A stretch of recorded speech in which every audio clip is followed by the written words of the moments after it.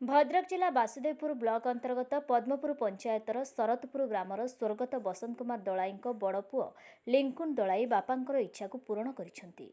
Grammar प्रवेश पथरे एक बजरंग बली मंदिर सहित विग्रह स्थापन करने को बापांकर इच्छा थिला।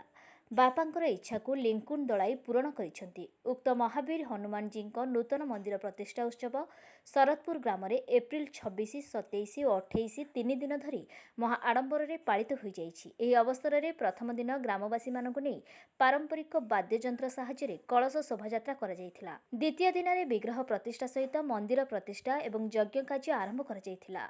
शेष दिन में हनुमान चालीसा पाठ सहित पूर्णाहुति अनुष्ठित होइथिला। एथि सहित स्थानीय कलाकार मानक नहीं एक सांस्कृतिक कार्यक्रम भजन समारोह अनुष्ठित होइथिला।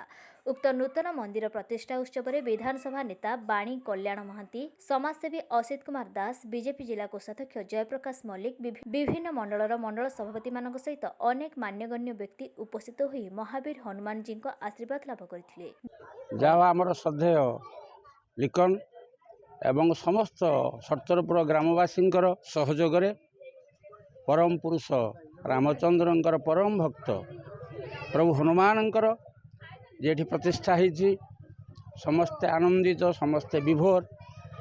कारण 3 दिन धरी अहरह ये उत्सव लगी रही। ग्रामर समस्त आबाल वृद्ध वनिता प्रभुंकर जे दूत प्रभु हनुमानंकर ये जो उत्सव लगी रही समस्ते अंतत उत्साहित अच्छा। समस्त अखुंट दान रही।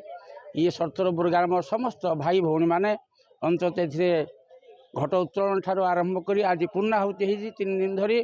आज पूर्णाहुति दिवस तेणु प्रभु पाखे प्रार्थना करी जे मोर छात्र बसंत आज से स्वर्गत से नाही तार पुत्र जी लिकन अंत तार उद्यम समस्त ग्रामवासी को एकत्रित करी ये जो महाडंबर महाप्रभुंकर ये जो शुभ उद्बोधन होती मंदिर विग्रह उद्बोधन होती से भितर मु आनंदित। प्रभु तक आशीर्वाद करंतु अंतत सी तार चला पथरे ऊपर ऊपर को जाऊ उन्नति करू एति कहबी।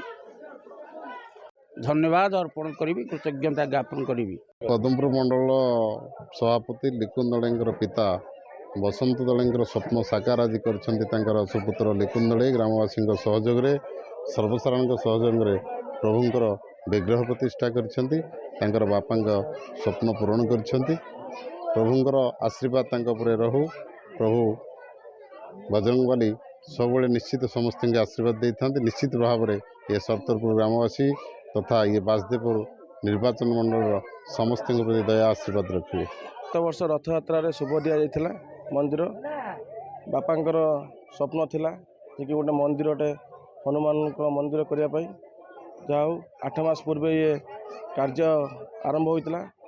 8 मास पर 3 दिन धरी पूर्व दिन कलश शोभायात्रा महाआडंबर होता।